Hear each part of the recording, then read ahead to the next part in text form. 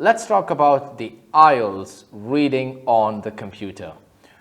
In this video today, I will be talking about some of the main things that you need to know before attempting the IELTS reading on computer. We will talk about some of the similarities and also the differences. And towards the end, I will also tell you certain things that you have to keep in your mind. Let's start learning. All right, so let's start with different things that you are supposed to know about the IELTS on computer. But before that, if you have any confusions about the IELTS on computer or the IELTS on paper, then please check out this video of mine where I go into complete detail about both these exams. Okay, so brilliant. So here we go. The first thing that you should know is the content is the same. You've got 3 parts in the question, that is for your reading, 40 questions, and it will last for a total of 60 minutes. There are around 11 different question types for this particular exam.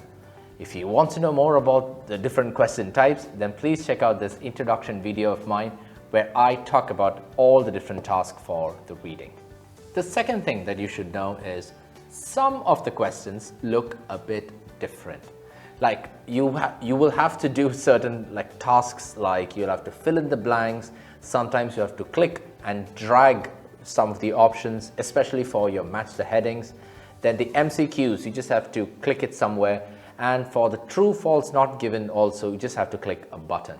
Small little changes, that's it. Not very important. I mean, yes, it is important, but not that very difficult.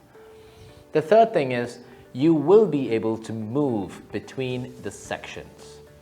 Now, when the test starts, you can see the questions, that are happening ahead, that is in the front and also the back. You can play around, you can keep moving around here and there, and you can also edit the answers. The fourth one is Control F, which is the shortcut key for finding a particular word in a document will not work. Like if you are typing something on your Word document and you want to find a particular word, you just have to press Control F and you can find out that word. That doesn't work on the reading. Even though it is on the computer, it just doesn't work for the exam. Now, if you've got some value so far in this short little video, then please make sure to hit that like button and let us know. Okay, brilliant. The next thing that you are supposed to keep your eye out for, the fifth thing is that you don't have to keep looking at the clock. Wow, that's pretty cool, right? But what about the time? Well, you will have a small counter, a time counter on your PC right in front of you. So you can see the exact time and how much time is left for you. So because of that, it means to say you don't have to carry your watch, which will anyway not be permitted inside the hall. The sixth thing is, this is a wonderful thing, you will have a split screen. Your screen will be divided into 2 halves. The reading will be on the left side and the questions will be on the right side. You also got scroll bars which are there on the screen, and you can use it if you want to go up and down the particular text. But be careful here, okay? Now, there is a lot of text, so make sure that you use the scroll bar, else you might sometimes miss out on some information.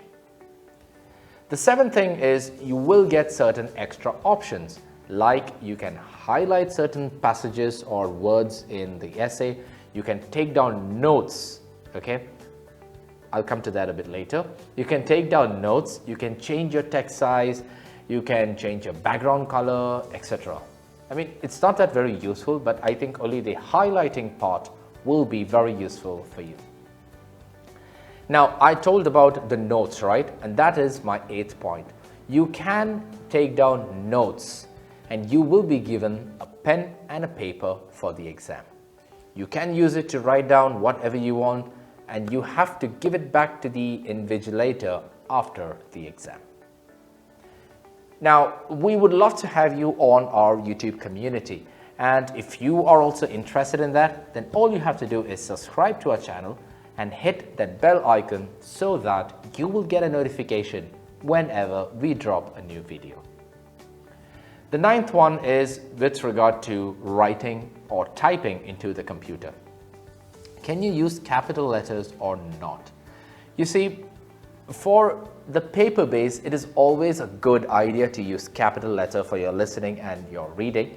But for the computer exam, it is better to write it in the actual form. Which means to say that if you've got, say, for instance, a proper noun, okay, that is a name like Noel. You start with a capital N and then you write OEL in small. In the same way, if it's a proper noun, please make sure to do that.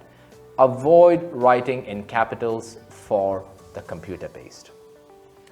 The 10th one is, please make sure to do some good practice before jumping into the exam. You can get some free materials on the IELTS official website, or another way is by getting in touch with us. We use all the authentic materials that are available from the IELTS official website, and our learning platform is catered towards the computer-based test. So we will give you enough and more practice. If you want to get in touch with us, all you have to do is log on to our website, send us a quick inquiry, and we will get back to you. If you found this video informative, then all you have to do is share it with all your friends. Do check out some of our other videos that are popping up, and if you've got any further doubts about the IELTS reading or anything about the IELTS, then please let me know in the comments below. Till we meet again, this is your tutor Noel, wishing you a fantastic week ahead. Ciao.